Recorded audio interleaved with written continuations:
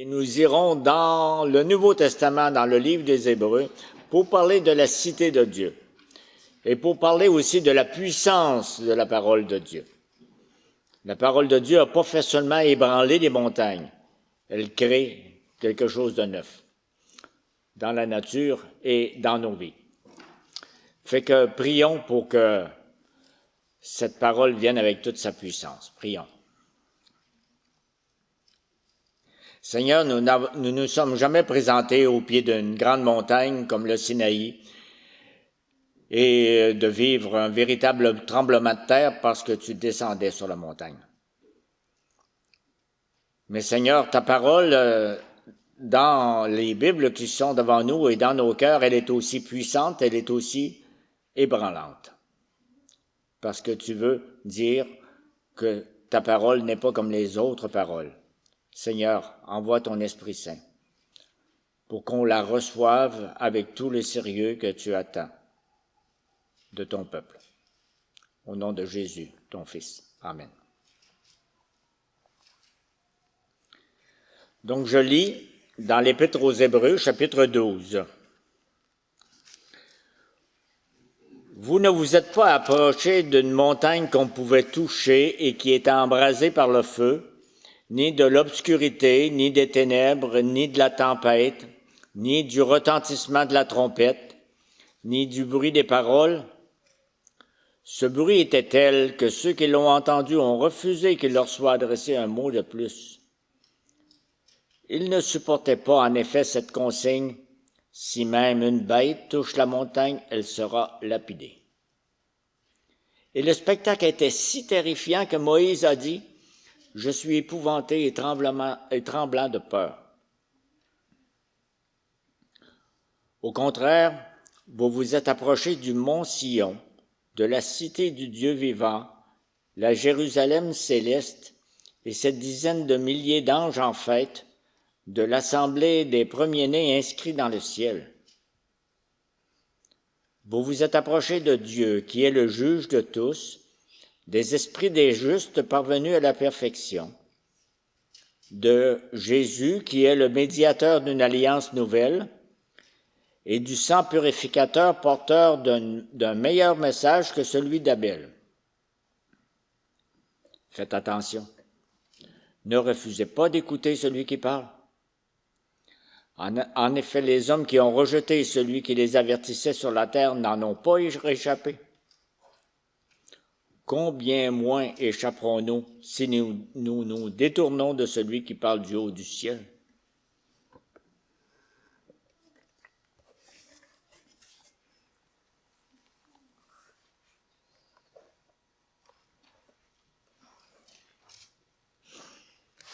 Plus proche de Dieu. C'est possible? Moi, quand j'étais enfant, dans le village où j'ai grandi, j'aimais beaucoup aller à l'église. Disons que toute ma famille aimait ça aussi. J'avais entendu que l'église, c'était la maison de Dieu, et c'était dans cette maison que Dieu demeurait. Bien sûr, en ouvrant la porte de l'église, je rencontrais bien d'autres choses que Dieu. On faisait des gestes particuliers dans cette église catholique, des signes de la croix, un nuage d'encens qui remplissait l'église. Et on parlait à Dieu dans une langue qui n'était pas le français. Ça devait être la langue de Dieu. Et ceux qui présidaient toute cette cérémonie revêtaient des beaux vêtements de circonstance. Vous pouvez parler à des gens de mon âge ici pour confirmer l'histoire que je vous raconte. Et moi, j'embarquais là-dedans. Je voulais pas rester en dehors de l'événement. Je voulais m'approcher de Dieu. Et il y avait des barrières entre le peuple et Dieu. Il y avait ce que peu de monde ont connu, une balustrade, un genre de clôture, qui empêchait les fidèles dans la nef de monter dans le chœur. Ici, c'est une église trop moderne. On l'a construit après les changements de l'époque. Et moi, je suis devenu enfant de chœur, c'était le terme, et je pouvais m'approcher de l'autel pour servir la messe. Mais pour atteindre Dieu, il fallait se rendre encore plus loin, il fallait se rendre dans le tabernacle Mais le tabernacle était fermé à clé. Vraiment, dans mon souvenir, il y avait toujours un obstacle de plus entre moi et Dieu. Dieu, c'était vraiment pas pour tout le monde. On va voir comment Dieu se présente, premièrement, au Sinaï. Ensuite, on a vu dans notre texte qu'il y a deux approches. Sinaï, la montagne terrifiante. Dans leur sortie précipitée d'Égypte, les Hébreux ont reçu l'ordre « Rendez-vous au mont Sinaï. Je vous attends, c'est là que je vous parlerai. » Et attention, ne touchez pas la montagne, sinon vous deviendrez comme le mouton qui vient de monter, raide mort. Et les gens regardaient au-dessus de la montagne. C'était pas mal plus que l'encens de la messe, là. C'était une fumée épaisse, et ça brûlait, là. On voyait les flammes à travers la fumée et les éclairs. Le peuple en est venu à dire à Moïse, c'est vraiment beaucoup trop pour nous autres. Même si nous évitons de toucher à la montagne, on va mourir quand même. Et quand la trompette a sonné, quand le tonnerre a grondé, tous ont compris que c'était la voix de Dieu. C'était le jour du Seigneur, grand jour du jugement. Parce que entendre Dieu, voir la lumière du Seigneur un seul instant et rester vivant, c'est manifestement pas possible. Nous autres, on dit Dieu, il est dans nos pages, mais le grand Dieu, le Dieu 3 fois saint, il y a une grande différence entre lui et ses créatures. Et les Hébreux, frissonnant de peur, en sont venus à implorer, « Moïse, nous montons pas là-dessus, on t'en supplie, vas-y à notre place. » Les Hébreux ont tremblé avec la montagne, parce que la montagne, c'est un véritable tremblement de terre. Ils ont eu terriblement peur. Mais la parole de Dieu qu'ils ont reçue par la suite, ils n'en ont pas eu peur. Ils ne l'ont pas prise au sérieux. Moïse, qui est descendu de la montagne 40 jours plus tard avec les paroles de Dieu, ils ne l'ont même pas écouté. Ils ont méprisé l'enseignement, comme on entend des apôtres plus tard. Ils ont pris une chose sainte, la parole de Dieu, et ils n'en ont pas fait plus de cas qu'une farce lancée par un passant. La parole de Dieu, ça l'a fait rire. Ils ont abandonné la marche vers la promesse. L'alliance avec Abraham, ils n'ont pas vu ça comme une promesse. Ils ont vu ça comme une barrière, une difficulté de plus. Et je me permets d'aller lire un autre passage dans le livre des Hébreux qui rappelle à tout le monde qui écoutait cet épître le psaume qu'on vient d'entendre, le psaume 95. C'est pourquoi, comme le dit le Saint-Esprit, je suis dans Hébreux chapitre 3, versets 7 et plus. C'est pourquoi, comme le dit le Saint-Esprit, aujourd'hui, si vous entendez sa voix, n'endurcissez pas votre cœur comme lors de la révolte, comme le jour de la tentation dans le désert. Là, vos ancêtres m'ont provoqué, ils m'ont mis à l'épreuve, ils m'ont vu agir pendant 40 ans.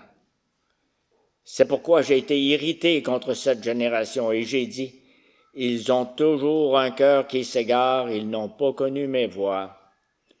Aussi j'ai juré dans ma colère, ils n'entreront pas dans mon repos. Faites attention, frères et sœurs, qu'aucun de vous n'ait un cœur mauvais et incrédule qui le détourne du Dieu vivant. Tout ça a été relaté pour ça. Faites attention. Juste pour nous rappeler un petit peu l'événement, le contexte du psaume 95, je vais prendre 3 mots qui sont dans le psaume 95. D'abord, il y a le mot « massa ». C'était le mot hébreu pour tentation ou épreuve.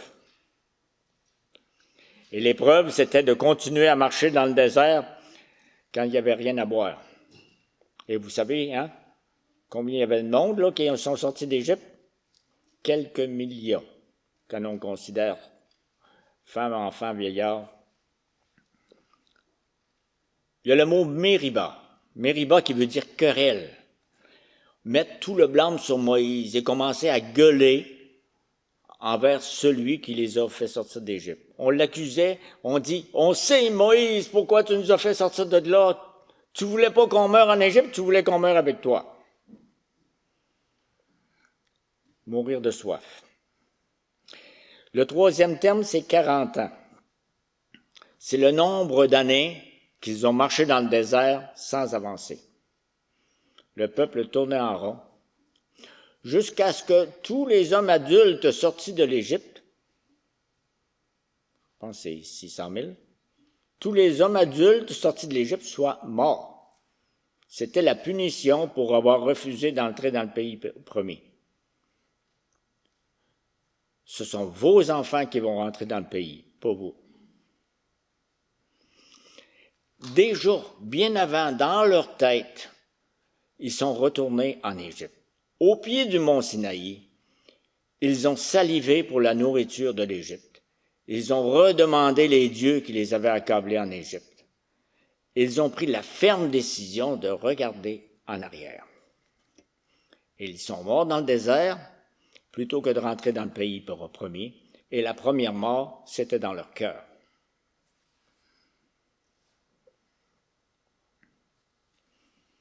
On passe à un autre point, parce qu'il y a un contraste dans le texte qu'on a lu, Hébreux chapitre 12, en face de Dieu. Nous sommes en face de Dieu, nous, ici, aujourd'hui. Et la bâtisse ne tombera pas, puis on ne sera pas dans le feu. Qu'est-ce qui se passe?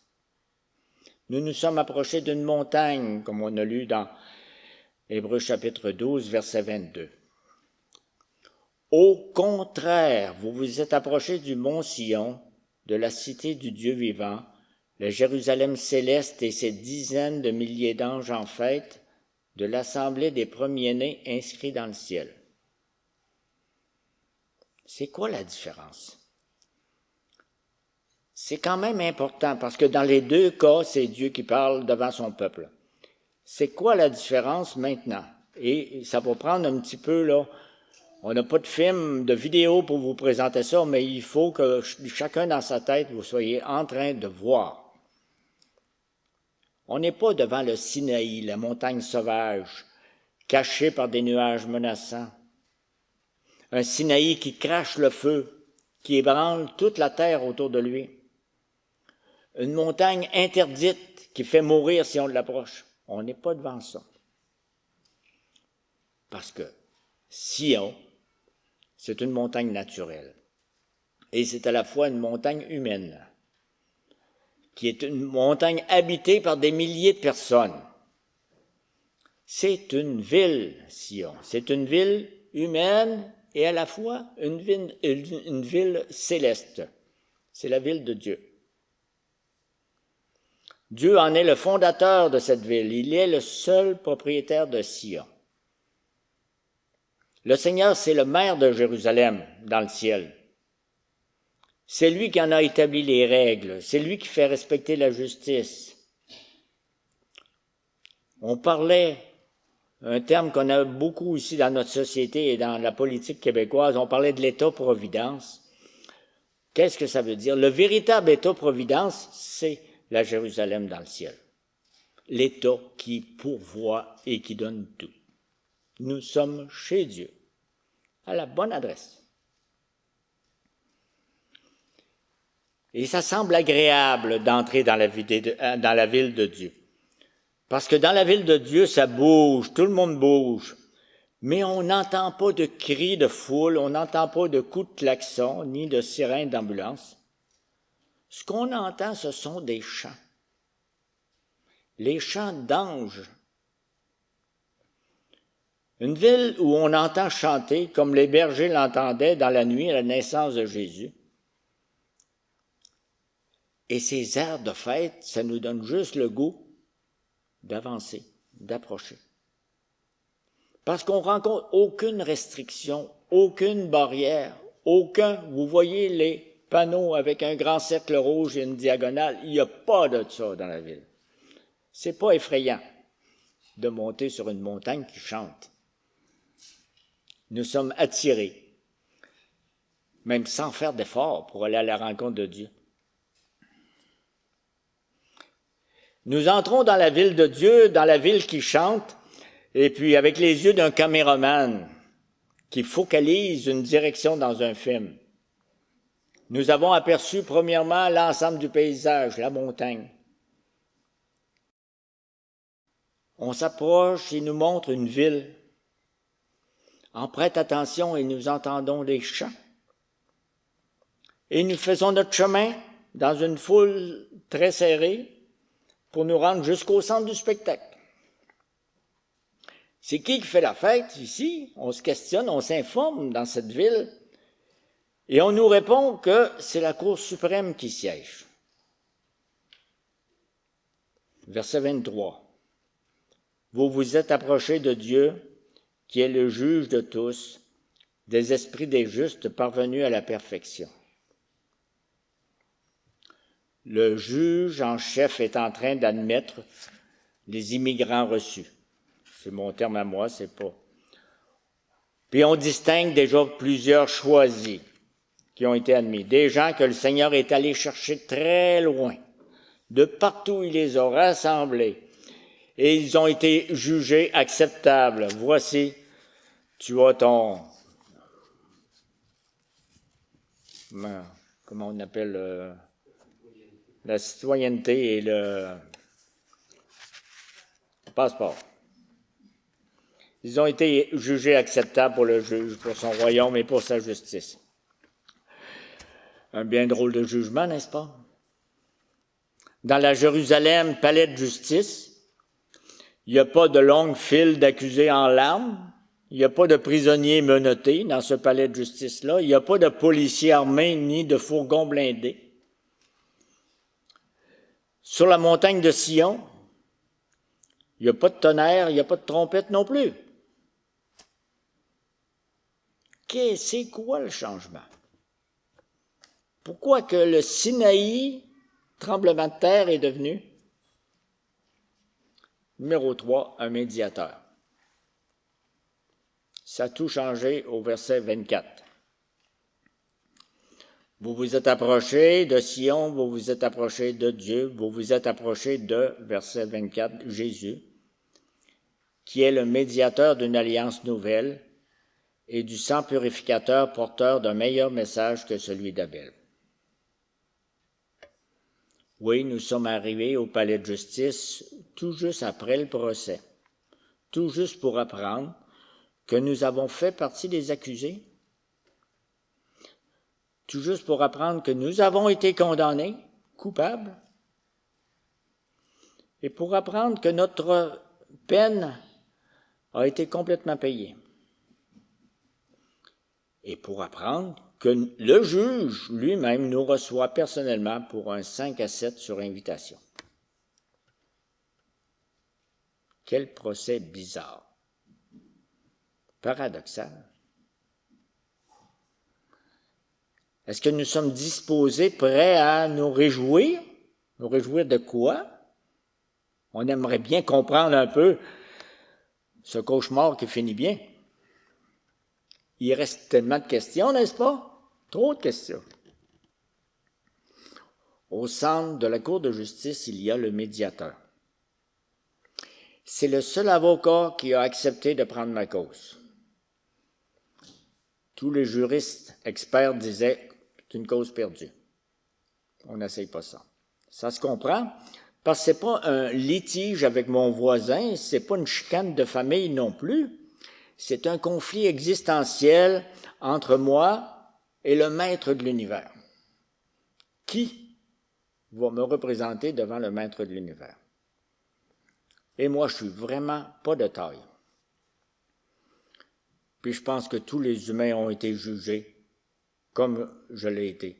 On lit dans l'Épître aux Romains, tous ont péché et sont privés de la gloire de Dieu. Mais il y a un médiateur qui est intervenu avant que je lui demande Merci Seigneur Jésus. Et au cours du procès, jamais mon médiateur a essayé de justifier ma faute, de me trouver un alibi, de me faire évaluer comme étant pas apte pour un procès, ou de trouver une longue liste de circonstances atténuantes. Non, mon médiateur y a pris l'accusation tellement au sérieux qu'il l'a appelée sa faute à lui. Et il a reçu une peine, il l'a purgée jusqu'au bout. Même sur la croix, je ne l'ai jamais entendu crier « Hey, c'est pas moi le coupable, vous vous êtes trompés, je vous le répète. » C'est eux en bas les coupables. Jamais, jamais que mon médiateur s'est dérobé à la peine.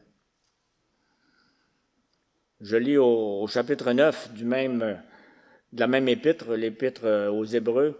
« Mais le Christ s'est offert une seule fois pour les péchés de beaucoup d'hommes, puis il apparaîtra une seconde fois à ceux qui l'attendent pour leur salut. » Lui, c'est un vrai médiateur. C'est le seul vrai médiateur. Bien meilleur que l'avocat qui prend une cause à cœur, qui donne des heures, des mois, qui donne sa santé à ce travail-là, il donne sa réputation. Il donne toute sa vie pour défendre une cause, une personne, et quand le juge frappe, coupable, condamné à perpétuité, cet avocat ne sait plus quoi faire. Il n'y a pas de plan B. Notre médiateur n'est pas comme cet avocat ou n'importe quel autre avocat parmi nous qu'on peut trouver.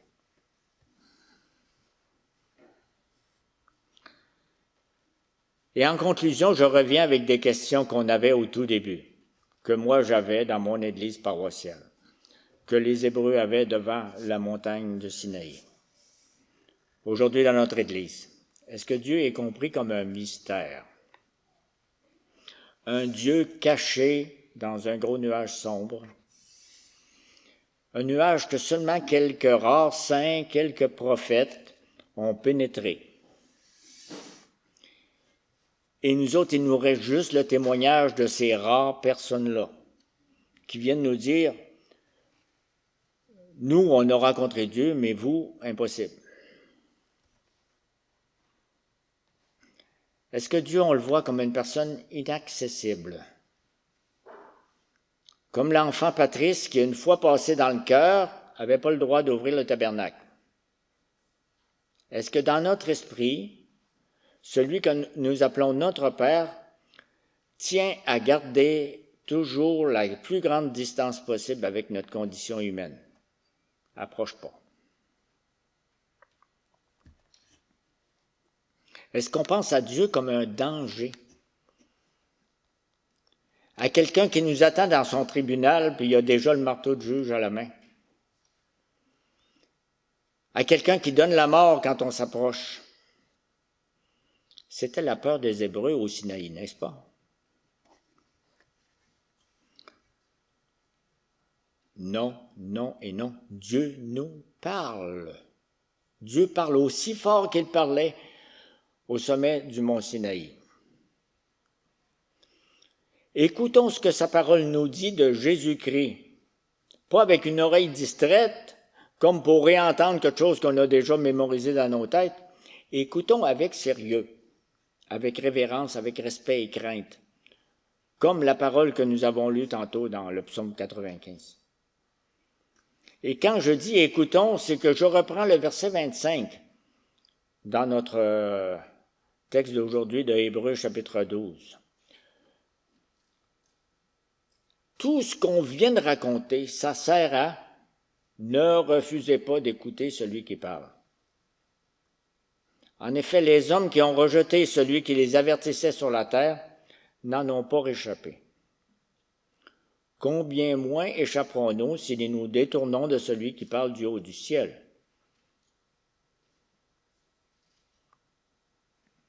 Ce changement-là, vous ne vous êtes pas approchés, mais vous vous êtes approchés. C'est pas pour dire que Dieu c'est devenu un Dieu de peluche, une belle poupée qu'on peut manipuler et faire parler à notre façon. Écoutons pour nous rappeler demain ce que Dieu nous dit aujourd'hui. Nourrissons-nous de sa parole pour que cet aliment devienne notre vie. Que sa parole produise quelque chose en nous qui s'appelle la vie éternelle. Et je reviens à quelque chose dont on parlait au début de l'épître, au début plutôt du chapitre 12, verset 2. Regardons en avant, en gardant le regard sur Jésus qui fait naître la foi et l'amène à la perfection. L'alpha et l'oméga. S'il y a la foi en moi, il va la garder jusqu'au bout, vers le Christ, qui a déjà été jugé et qui a été reconnu juste par le jugement de Dieu. Ce Christ-là, il s'en vient à notre rencontre, parce qu'il a fait notre passé et que notre futur est en lui. Il donne un sens à aujourd'hui, ici et maintenant. Je reviens un peu là-dessus. Jésus a fait notre passé. Prenons au sérieux ce que Jésus a fait, sa mission. Sa mission accomplie, si vous lisez ici ce qu'on a dans notre parole, ça n'a pas d'équivalent dans l'histoire humaine ni dans le ciel. C'est unique. Attachons-nous à son travail réalisé une fois pour toutes. Jésus se présentait comme la porte.